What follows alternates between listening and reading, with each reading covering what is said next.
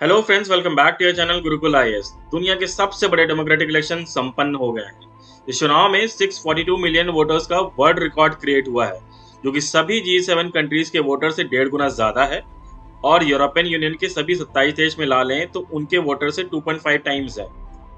ये बताना इसलिए भी जरूरी था जिससे आप सभी को इस चुनाव के लेवल का पता चल सके। इस बार चुनाव में 969 वोटर्स थे। ये इलेक्शन 19 अप्रैल को स्टार्ट हुए थे 7 फेसेस में, और इलेक्शन 44 डेज तक चला। 1 जून को शाम को 6 बजे 7वां फेज खत्म होने के साथ ही ये ह्यूमंगस इलेक्शन संपन्न हुए। 4 जून को इलेक्शन का रिजल्ट डिक्लेयर हुआ। आपको बता दें, ये 18th लोकसभा का इलेक्शन था। पहला लोकसभा इलेक्शन 1951-52 में हुआ था। लोकसभा में टोटल सीट्स 552 हैं।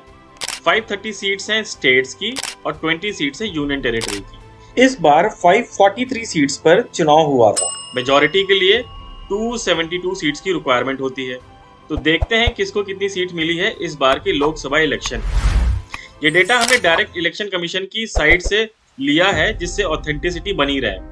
बीजेपी विद 240 सीट्स सबसे लार्जेस्ट पार्टी फिर से रही इस बार, जैसे कि लास्ट 2 बार से है। बट इस बार वो खुद से मेजॉरिटी में नहीं आ पाए, अनलाइक इन 2014 एंड 2019। 2019 के इलेक्शन में 303 सीट्स थी, सो उसके हिसाब से इस बार 73 सीट्स का लॉस हुआ है। वहीं कांग्रेस को 99 सीट्स मिली है, जो कि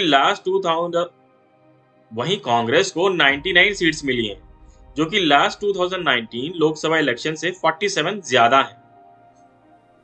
तीसरे नंबर की सबसे बड़ी पार्टी रही सपा, जिसने अच्छा खासा परफॉर्म किया है यूपी में विद 37 सीट्स। लास्ट टाइम ये सीट सिर्फ 5 थी। मायावती को लास्ट टाइम इलेक्शन में 10 सीट मिली, बट इस बार एक भी सीट नहीं जीत पाई। वहीं तृणमूल कांग्रेस को 29 सीट्स मिली हैं। डीएमके ने भी 22 सीट्स जीती हैं तमिलनाडु से। वहीं शिवसेना उद्धव बाबा साहब ठाकरे ने 9 सीट्स पर जीत हासिल की। लालू प्रसाद की आरजेडी ने निराश करते हुए केवल 4 सीट जीती, और वहीं आम आदमी पार्टी ने भी केवल 3 सीट जीती। तो लोगों का उनकी तरफ गुस्सा है, ये दिख रहा है इस इलेक्शन से। वहीं सीपीआई मार्क्सिस्ट और सीपीआई ऑलमोस्ट खत्म होते हुए मात्र 4 सीट्स एंड 2 सीट जीत पाए हैं। सो उनकी विचारधारा भी कम होती दिख रही है भारत में। शिरोमणि अकाली दल को केवल 1 सीट मिली। अब बात कर लेते हैं कि वोटिंग परसेंटेज क्या रहा, मतलब किसको कितने % वोट मिले हैं। ये बहुत जरूरी है, क्योंकि इससे आपको लोगों का रुझान पता चलता है कि वो किस पार्टी की तरफ है। क्योंकि जीत का अंतर तो सिर्फ 1 वोट होता है, बट अगर वोटिंग परसेंटेज अभी भी आपका बरकरार है तो यानी कि आप लोगों में आज भी प्रचलित हैं। जैसे कि हम देख सकते हैं कि बीजेपी, कांग्रेस एंड सपा, ये 3 टॉप पार्टीज थी, तो उनकी वोटिंग परसेंटेज भी सबसे ज्यादा है। बीजेपी का वोटिंग परसेंटेज है 36.56। ये लास्ट लोकसभा इलेक्शन से लगभग 0.8% कम हुआ है। तो सीट ज्यादा हारे हैं, बट वोटिंग परसेंट बहुत डिक्रीज नहीं हुआ। वहीं कांग्रेस का वोटिंग परसेंटेज बढ़ा है। लास्ट टाइम अप्रॉक्स 19% था, जो कि अभी अप्रॉक्स 21% है। अखिलेश यादव की सपा का वोटिंग परसेंटेज तकरीबन 4.5% रहा है। वहीं मायावती की बीएसपी को 2% मिला है, बट सीट नहीं जीत पाई वो। वहीं आप देखेंगे, अगर आप और नोटा, इन्हें भी 1% मिला है। नोटा की पावर बढ़नी चाहिए। इस पे मैंने एक वीडियो बनाया है, जिसका लिंक मैं शेयर कर दूंगा डिस्क्रिप्शन में। टीडीपी एंड वाईएसआरसीपी का क्लोज टू 2% वोटिंग शेयर है। वहीं डीएमके को 1.82% एंड एडीएमके को 1.39% मिला है। अब हम बात करते हैं कि स्टेट वाइज कैसा रहा परफॉर्मेंस, किसने कहां जीत हासिल की। सबसे पहले बात करते हैं उत्तर प्रदेश की, क्योंकि रूलिंग पार्टी का खेल यही हो गया। यूपी में सबसे ज्यादा लोकसभा सीट्स हैं, दैट इज 80। यहाँ सपा ने बहुत अच्छा परफॉर्म किया है, 37 सीट्स जीत गए हैं वो। वहीं बीजेपी को केवल 33 सीट्स मिली। ये 2014 के 71 सीट्स एंड 2019 की 62 सीट से काफी कम था, और ये गेम चेंजर निकला इंडिया अलायंस के लिए। इसका बहुत बड़ा कारण है पेपर लीक इशू और बढ़ता हुआ अनएम्प्लॉयमेंट। फिर हम बात करते हैं महाराष्ट्र की, जिसकी यूपी के बाद सबसे ज्यादा लोकसभा सीट्स हैं, दैट इज 48। महाराष्ट्र में इंडिया ब्लॉक ने बाजी मारी और इंडियन नेशनल कांग्रेस सबसे बड़ी पार्टी उभर के आई विद 13 सीट्स। वहीं बीजेपी को केवल 9 सीट्स मिली। ये इसलिए भी क्योंकि party politics and party division ये सब महाराष्ट्र में चल रहा था, जिससे जनता खुश नहीं थी और वोट डिवाइड हो गए। वहीं कर्नाटका में बीजेपी को लॉस हुआ, उनकी 7 सीट्स आई जो कि 25 थी 2019 में। वहीं कांग्रेस को 9 सीट्स मिली हैं। राजस्थान के लोग जाट इश्यू हो या रिजर्वेशन हो या राजपूत भी, ये सब बीजेपी से खुश नहीं थे, इस कारण वो केवल 14 सीट जीत पाए। वहीं अगर आप पहले के इलेक्शन देखेंगे तो 2019 में उन्हें 24 सीट्स और 2014 में उन्हें 25 की 25 सीट्स मिली थी। वहीं पंजाब में बीजेपी को कोई सीट नहीं मिली, कांग्रेस को 7 सीटें मिली हैं और आपको 3 सीट्स का फायदा हुआ। ये शायद फार्म बिल के कारण भी हो सकता है। हरियाणा में बीजेपी और कांग्रेस दोनों को 5 सीट्स मिली। यहाँ अग्निवीर बताया जा रहा है इशू था यूथ का और इस कारण से बीजेपी बहुत अच्छा परफॉर्मेंस नहीं दे पाई। तमिलनाडु एज यूजुअल डीएमके में 22 सीट्स एंड कांग्रेस को 9 मिली। केरला में भी Congress as usual with 14 seats, वहीं बीजेपी का खाता खुला इस बार with 1 seat. West Bengal as usual Trinamool Congress को 29 एंड बीजेपी को 12 सीट्स मिली हैं इस बार। अब बात करते हैं कहाँ रूलिंग पार्टी ने रूल किया।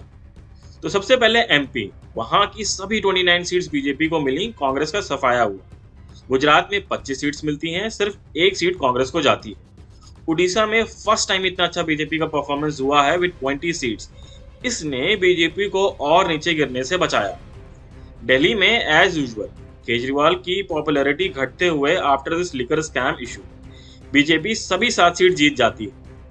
अब बात करते हैं किंग मेकर कौन हो सकता है अगर एनडीए या इंडिया अलायंस को मेजोरिटी में आना है। सबसे पहले सबकी नजर राफा की तरह अब नीतीश कुमार पे है, क्योंकि उनकी खासियत यह है कि वो सभी के हैं और किसी को नहीं पता किसके हैं। 40 सीट्स हैं बिहार में, जिसमें जेडीयू के पास 12 और बीजेपी के पास 12 सीट्स हैं। तो ये 12 सीट्स इंपॉर्टेंट रोल प्ले करेंगी सरकार बनाने में। दूसरे किंग मेकर हो सकते हैं टीडीपी के चंद्रबाबू नायडू, क्योंकि इनके पास है 16 सीट्स। इन्होंने लास्ट ईयर से काफी अच्छा परफॉर्मेंस किया है इस बार। बीजेपी की हैं 240 सीट्स। अभी नीतीश कुमार और चंद्रबाबू नायडू की सीट्स अगर मिला लेते हैं तो ये नंबर 268 आ जाएगा। फिर एनडीए की पार्टीज बाकी मिला ली जाए तो ये मैजिकल नंबर 272 क्रॉस हो जाएगा। खैर, ये तो थे पूरे स्टैट्स इस इलेक्शन से रिलेटेड। वहीं पीएम मोदी ने अपनी वाराणसी सीट जीत ली है। वहीं राहुल गांधी ने अपनी केरला की वायनाड वाली सीट हो या यूपी की रायबरेली की सीट हो, दोनों ही सीट बहुत आराम से जीत ली है। उनका विनिंग परसेंटेज माना जा रहा है क्लोज टू 4 लाख था। पीएम मोदी ने इस इलेक्शन पर अपने बीजेपी हेडक्वार्टर की स्पीच में कहा कि ये बहुत ही गौरवशाली दिन है। एनडीए तीसरी बार सरकार बनाने जा रहा है और हम जनता के आभारी हैं इसके लिए। उनके अकॉर्डिंग ये जीत है दुनिया के सबसे बड़ी डेमोक्रेसी की। वहीं इंडिया अलायंस के शिवसेना यूबीटी के प्रेसिडेंट उद्धव ठाकरे कहते हैं कि हम नेक्स्ट गवर्नमेंट सेंटर में बनाने जा रहे हैं, जिसके लिए न्यू दिल्ली में मीटिंग रखी गई है और उसी दिन ही डिसाइड होगा कि पीएम का फेस कौन होगा। बाकी उनका भी कहना है कि नीतीश कुमार और चंद्रबाबू नायडू से बात चल रही है, तो देखते हैं किसकी सरकार आएगी। बट ये पर्सनल ब्लो जरूर है मोदी जी पर, क्योंकि उन्होंने 400 पार के नारे लगाए थे। 2014 में जब नरेंद्र मोदी बने थे पीएम, तो उन्होंने खुद को देश का नौकर या कह लो देश का सेवक बताया था खुद को। 5 साल बाद उन्होंने खुद को देश का चौकीदार यानी वॉचमैन बताया था, जो लोगों को हर तरीके की मुश्किल से और थ्रेट से प्रोटेक्ट करेगा। इस साल उन्होंने ये कहा कि वो भगवान के द्वारा भेजे गए हैं और चुने गए हैं to represent all the people of India. खैर, जनता जनार्दन ने अपना फैसला भी सुना दिया है। आपके अकॉर्डिंग किसको पावर में आना चाहिए? किसको आप पीएम का फेस देखना चाहेंगे?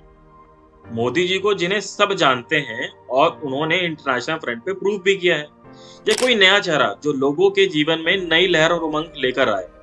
लिखिएगा कमेंट सेक्शन में जरूर, क्योंकि आपकी राय मैटर करती है।